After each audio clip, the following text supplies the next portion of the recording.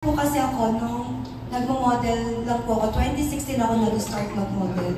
So, nag-VTR po ako kasi pag ako mag-VTR din, nakilala po ako sa Mang Inasal. Then sunod-sunod na po ng PC Collection, Avon, Billboards, nag-FHM po ako.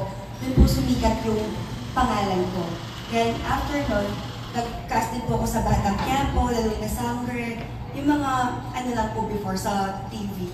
Then, sabi ko nga po last year, ayoko kasi pasukin talaga yung pagsisexy.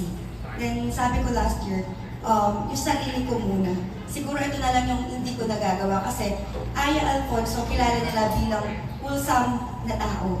Kasi lahat ng projects ko before is more on young mom, young entrepreneur, puro mga ganun po yung mga kinukuha kong projects sa mga commercial at sa mga print ads or AV vision.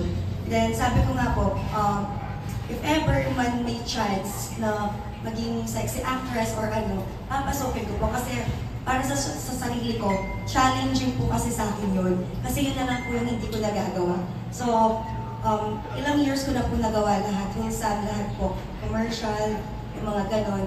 Ito na lang pong pagsisexy ang hindi ko po nagagawa. Kaya talaga, pinustro ko na rin po. Ay, anong reaction ng pamilya mo nung pasukin mo po kapag-sexy?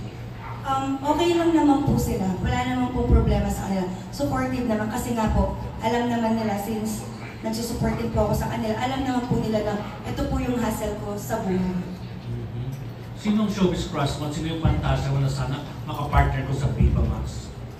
Si Paolo Avellino po talaga yung crush ko, pero wala naman po siya sa Viva Max. Oo, pero bakit si Paolo ang bet mo? Kasi pag tinitignan po kasi parang lalaking-lalaki siya. Bakit parang baklang-bakla? Hindi naman po. I mean yung, ano niya, yung pagkatao niya. Okay. Ayaw ng kimpa.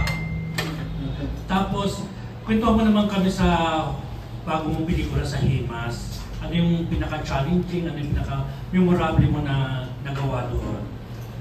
Ayun po, yung pinaka-challenging po yung mga bed scene. Kasi hindi po talaga ako threesome. Yung sa ex ko, kaming dalawa ni Felix, then yung sa Sisid Marino by Joel Lamangan. Sobrang wholesome ko po doon sa munisipyo ako. Then ito, yung pinaka-challenging po sa akin is threesome, kasama si JM, Arabella, and then yung isang actress. So medyo challenging po sa akin yung part na yun.